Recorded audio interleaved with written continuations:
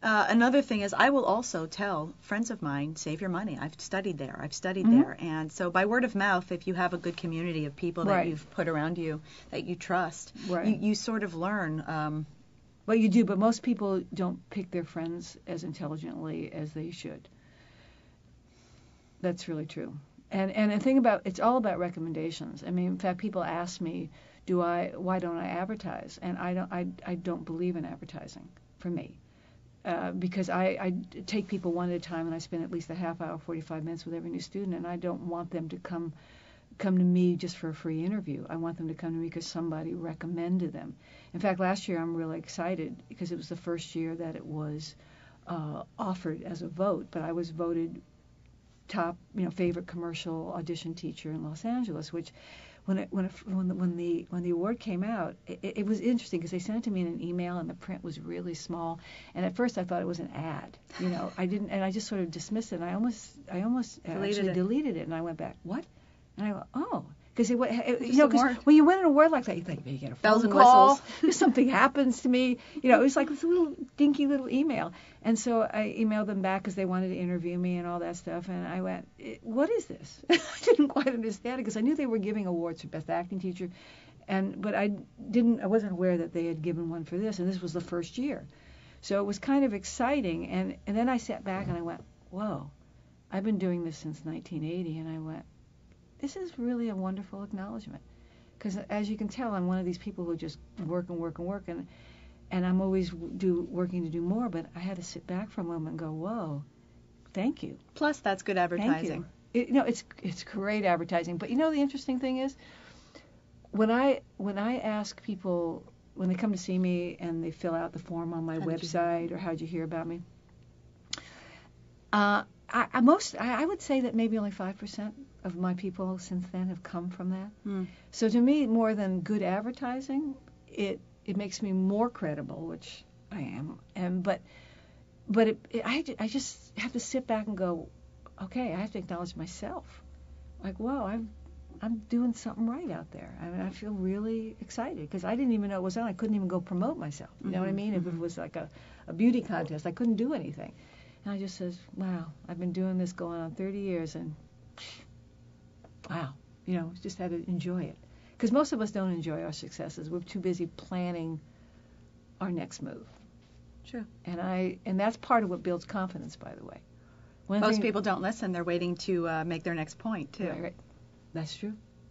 Well, you would know that from sitting over there, I'm sure. No, I'm learning it just as a life lesson. I know. I can tell people they listen, but they don't hear sometimes. And in classes, one of the funny things I do in class once in a while, when I know someone hasn't heard a word I said, I go, what did I just say? What did I just say to you? And they'll repeat something which was totally different than what I said. And I turn to somebody in the class and I go, what did I say? And they heard it, and they go, she said that? Yeah. Because they couldn't hear me because they were busy someplace else, worrying about something. There's a lot of noise. What do you suggest people do to focus and to get back? Well, they have to first be aware that to the love of why they are doing this instead of just the rat race that it can become.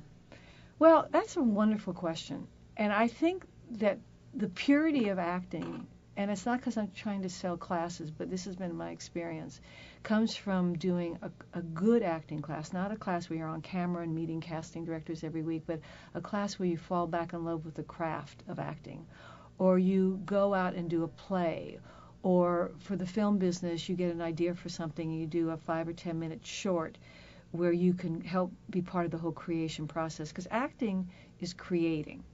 And whether you're creating a performance for yourself or you're doing it as a piece that you're doing in concert with other actors, it's about creating. And unfortunately, so many people are coming from fear all the time that their only experience of acting is when they get work. And work is an acknowledgement of what you've accomplished. But if you want the pure joy of just being an actor, you got to go back to the purity of it, which is in doing scenes and doing plays and creating projects with other people so that you have the creative process. And the momentum. Because I know that when I first got out here, any TV job that I might have done, it was quick rehearsal, put it up. Yeah. It was almost prop-like. Right. You knew you did a good job because you got the job. Right. But there was just no momentum behind it, and so I realized I had to quickly get back in class and get that well-oiled machine going again. Well, because one of the reasons I am such a big advocate of when people are studying that they take acting and improv at the same time, because acting is a slow process, and if actors don't study improv at the same time, they feel they need lots of time to develop characters and readings for stuff. Method. Well, whatever the method is. But with improv, you learn to jump in and trust your instincts and be creative and be more involved with the other actor. And the two of them together, I think, helps. They feed each other, and you become a better actor faster. Plus, at the end of a year of your first initial training, you're ready to start auditioning faster because you know you don't need all that time. You have a really good instinct developed at the same time.